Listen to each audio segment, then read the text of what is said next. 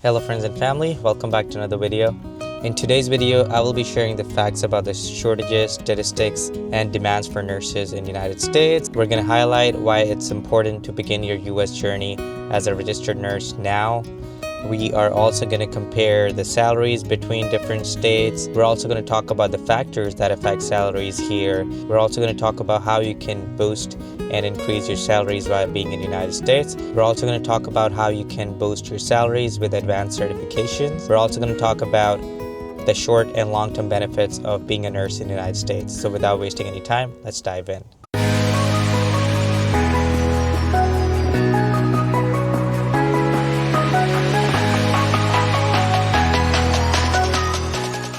So the first thing we're going to talk about is the shortage, statistics, and demand for nurses. According to research, the United States is projected to need between 200,000 to 800,000 nurses by 2030.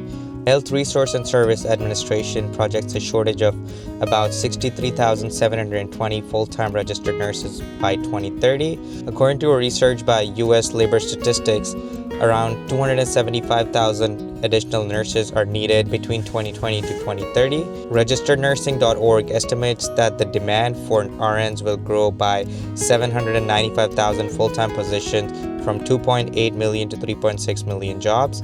42 out of 50 states are likely to experience shortage in nursing staff.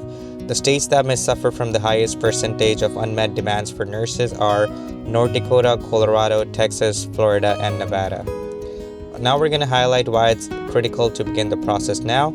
So whenever industry claims that they are short on employees and they want to hire international employees, they have to submit a petition that's called Schedule a Designation Petition. Now how this works is they have to explain to the government that how they're short. They have to show how many ads they have put in newspapers. They're going to have to show that how many other websites they have used to hire employees, but nobody's getting hired. But for nurses, there is an emergency that's declared around the United States. So if a company or if a healthcare organization is sponsoring you for a visa, an EB3 visa, and it's for nurses or any other healthcare profession, they don't have to go through all this process. They can skip the process and right away apply for a visa for you. This is because there's an emergency that is declared for shortage of nurses, and because of this, the companies don't have to file a designation of petition, and they can just straight up apply for an EB3 visa for an employee that they're trying to hire.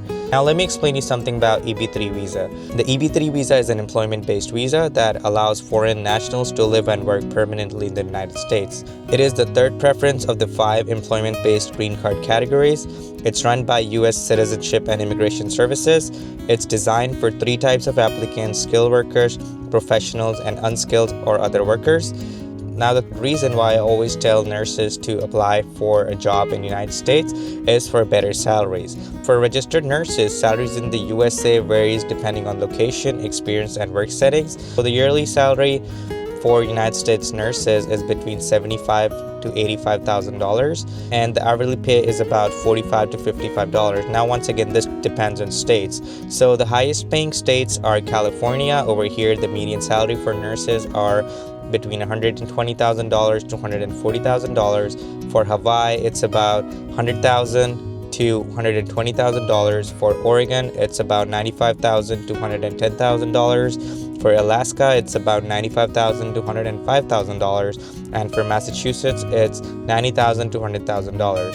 Now, these were the highest paying states. Now we're going to talk about the lowest paying states. Mississippi is one of the lowest paying states. The median salary over there is about $60,000 to $70,000. Another one is Alabama. Over there, it's about $65,000 to $75,000, and Arkansas has a median salary of about $65,000 to $75,000.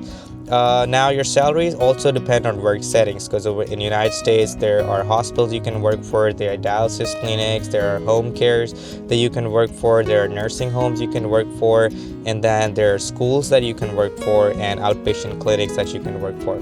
So in hospitals, the median salaries in the United States is about $80,000 to $95,000. For outpatient clinics, it's about $70,000 to $85,000. For nursing homes, it's about $65,000 to $75,000. For home health care, it's it's about $70,000 to $80,000, and for schools, it's about $60,000 to $70,000. The factors that affect salary are experience. For entry-level nurses between 0 to 2 years, you're on the lower side. If you are in mid-career for about 3 to 5 years, you're going to be in the middle with a median salary of about $75,000 to $85,000. And if you're experienced with 10 plus years, your salary is going to be $90,000 to $110,000. Now, there are specializations that can boost your pay.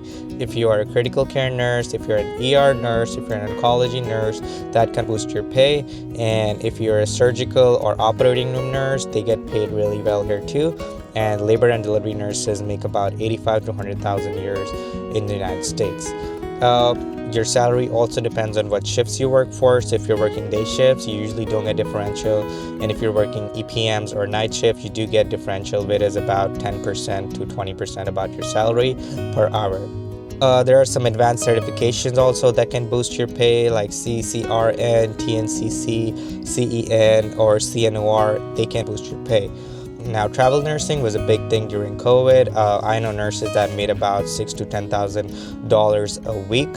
Usually the travel contracts are about 13 weeks, so you can pick up a contract, they would pay for your ticket, they would arrange accommodation, you just go to the hospital, work your 13 weeks, get paid, and then they're going to find you in the contract, or if there are possibilities, they can always renew your contracts at the same hospital.